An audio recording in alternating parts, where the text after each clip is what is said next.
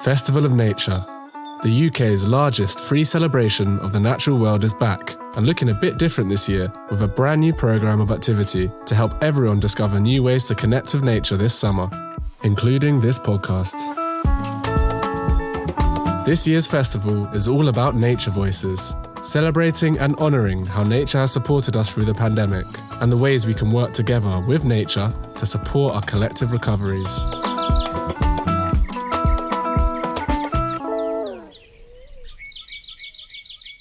Awesome. So I'm Ebony Escalona, your co-host for this episode of the podcast, and I'm delighted to be joined by the super Lukus Robbins, who is an award-winning creative producer and socially engaged artist.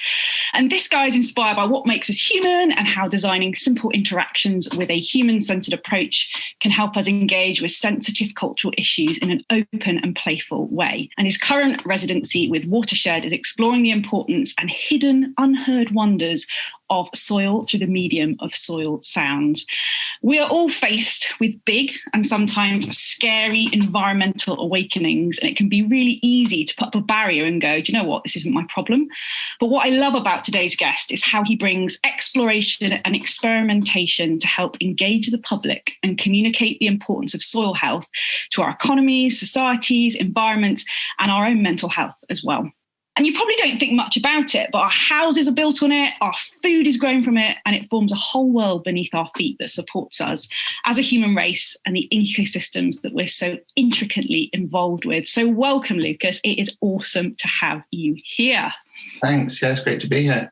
So why soil as a medium to explore? And what is the significance of soil that you're trying to kind of bring to the surface? The importance of soil to us and the way we live above ground has kind of often been overlooked. The soil is a kind of living, breathing system that we don't really know too much about. It's a world that's below our feet. It's a world that we don't get to see or necessarily interact with that much. Soil as a medium, I guess the thing for me is it's not so much soil as the kind of physical aspect of soil. It's what it supports and what lives within this world, basically.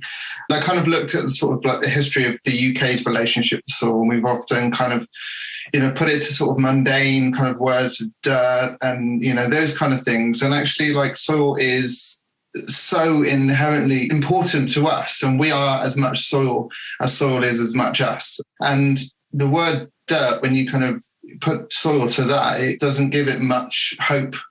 So soil, healthy soil, I see it as a collaboration. It's a collaboration between all of the microorganisms, between the leaves falling to the ground below, worms coming up to the surface during rainfall, bacteria that are in our guts from the soil as well. And also we play a part in that as well. We are not separate from nature. We are nature. It's really complex, but it's also, hugely important to our existence on this planet. I love the way you've mentioned there a lot of things about the different organisms and the different things that are playing there. And what else are you uncovering about these organisms' powers to kind of help our mess? And how is your work making that a little bit more accessible and perhaps fascinating and switching from dirt to kind of fascination? When we talk about environmental issues, it often becomes really overwhelming and it becomes too big of a problem for us to solve individually. The kind of soil that we have around us, it's able to store carbon. The UK soils currently store about 10 billion tonnes of carbon, and that's roughly to about sort of 80 years of annual UK greenhouse gas emissions. But if we can find a way to understand it and deeply listen to soil and protect it and help it and work with it, then it has the ability to restore our atmosphere and restore our natural spaces. Long after we've gone, it will do that. So it's about kind of how we try and find ways to rewild ourselves with the soil that's around us, rewild ourselves with the green spaces that support our mental and physical well-being. It supports our foods, so many things. In terms of regulating the world's temperature, soil is a huge part of that. A lot of people think that trees are the lungs of the world. Well, actually, the trees wouldn't be there without healthy soil. I love that. And actually, I loved what you said, to actually start to deeply listen to soil and kind of understand that such integral foundation. In that, I'd love to hear a little bit more about how you are actually kind of recording the sounds of the soil and how you're using, the hydrophone process to kind of create these pieces. The challenge, of course, is how to get people engaged with a world they can't see. You can't really take a picture underground, but you can listen from sticking a hydrophone in the ground.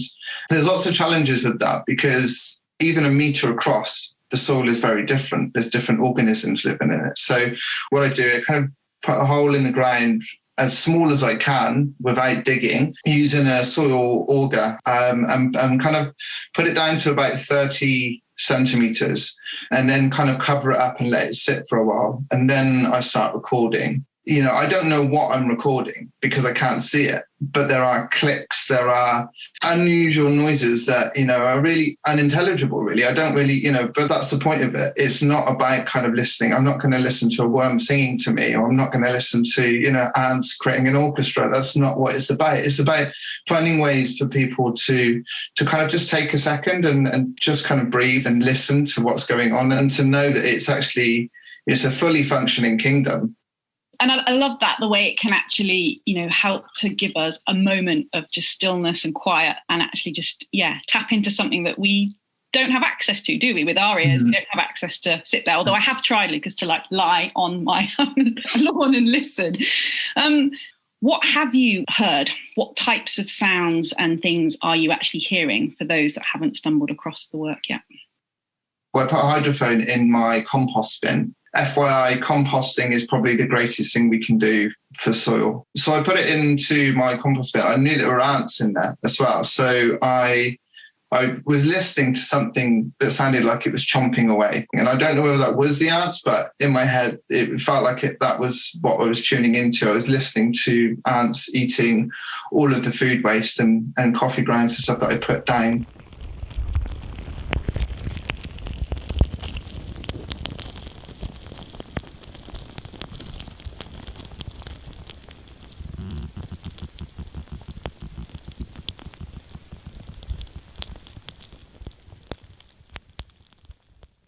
On the allotment, there's not necessarily much trees. And trees obviously have vast networks with loads of mycelium, and there's loads of ways of communicating between the trees. So what I'd like to do is go to a forest or a woodland and put the hydrophone next to a tree root or find a way of doing that. There is also another way that we're looking to explore, which is actually using the existing network that's underground of mycelium and finding a way to pick up the electromagnetic signals of mycelium underground. What might that teach us, and what might that tell us about the health of the soil or the biodiversity underground? But also bringing that back, to people in urban spaces. The privilege of being connected or going into green spaces. 54% of the human population live in urban spaces, so we don't necessarily have a functional relationship with soil. So how can we kind of cultivate sensitivity to soil and sort of acquire local knowledge about our soils in our towns, in our cities?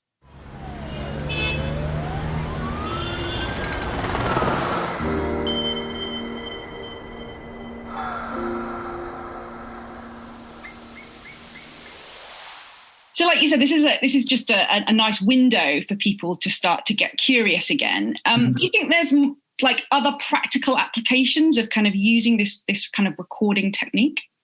Yeah, definitely. So I've been speaking to some environmental researchers from different universities in Bristol, and they're really interested in measuring the biodiversity of soil. Above ground bioacoustics is kind of standard for above ground ecology, but it's not well known for the soil because the complexity of soil and the all sorts of different factors. So it could offer, a different perspective to kind of standard analytical approaches. What I have done when I have been recording, I've kind of listened to the above ground noise with contact mics, and then I've started going below ground because the above ground noise wouldn't be there without the soil below. So, are there links between noises that are happening above ground to the noises that are happening below? And also understanding my place in that as well. I'm the one stood there with a microphone in the ground and a microphone above ground, but also I have a responsibility to play in that. If I don't treat the ground well, then the noises potentially won't be there. Well, that brings us nicely on, because I really, the thing I find most powerful about this project is that community engagement piece, is that collaborative piece, is the fact that everyone can kind of take ownership, be it from your plant pot on your windowsill, right through to your green parks and your open spaces. So I guess I want to throw the questions you were just saying then back at you. What can this project do to help engage everyone from kids right through to, retirees who've had a different relationship perhaps with the natural world through their lifetime? I guess, everybody has a different relationship with soil. Whether you live in this country, you live in a different country, you live in a city, you live in the countryside, everybody has a different relationship with soil. What I hope is to, bring environmental scientists, environmental researchers in to the mix with community leaders, with, everybody needs to be present in this, because the environmental challenges that we face needs everybody present. So participation is hugely important for this. It's my work is always about co-creation, and that is a process. And that is not me saying this is what it's going to be, because I don't know what it's going to be yet. But what I'd like to do when we're allowed to is to kind of create opportunities for people to come and with their curiosity to kind of get involved and listen, have conversations. That's the best thing we can do, is actually create those spaces for people to have those conversations, and then hopefully co-create a community program in different areas throughout Bristol and, beyond that, which kind of looks at talks and, local residencies, workshops with different artistic disciplines as well, and kind of celebrate the wonder of soil and reframe how we talk about soil, that we're not kind of putting it to sort of mundane language. We're actually celebrating the vitality and the life-giving functions of soil that allow us to kind of, have a cultural understanding, generate social activism between us, between nature, and kind of, look at it as an opportunity to build awareness of soil and kind of rewild ourselves with the wonder of soil. What kind of words have people been saying so far in, when you're asking people about, what are the words that you associate with soil? When I asked a few of my friends and colleagues and city farms, I was so happy that most people were sending back message to me just saying life, which I loved, I think that's it. Yeah, I think a lot of people say nature. A lot of people say green spaces. Some people just said mud. Some people have said dirt. It's interesting to hear people's responses, but also that will shape the future of this work. That's why I kind of want people to message in. On my website, I've got sort of 3 different questions that I'd like people to answer. First one is, what do they think the sound of soil is? For people to record that sound and send it to me. There's no right or wrong there. It's your interpretation of it. And then, how people think soil is important, if so, and what words they would, use to describe soil. Awesome. So where can people find more? What's your website address, and perhaps where are you found on social media as well? So my website is lukusrobbins.co.uk. And that's Lukus. And I'm on Twitter, Lukus Robbins. I'm on Instagram. And then I've just started kind of naming this project called Unearthed. And I'm on Instagram as Unearthed UK. So yeah, it's just the start, which is really exciting. But it feels like, it's gone on for a while now, but actually it's just the start. And, when I'm able to kind of have people together again, then we can kind of start doing some workshops and, people can listen in and we can have those conversations and, get ourselves out in nature, which will be great. Absolutely. Well, I can't wait to join you. Great. As soon as one is allowed, I can't wait. Yeah. Well, thank you so much for creating a door. You've created a door for many people to explore. And like you say, it's a life's work, but it's all of us can have a stake in that. Lukus, huge thank you for your time and for providing us all an opportunity to get involved. Thank you so much. You can check out the rest of Festival of Nature celebrations, including more episodes of this podcast, by heading to www.festivalofnature.org.uk or by following the hashtag FestofNature21. Thanks for listening.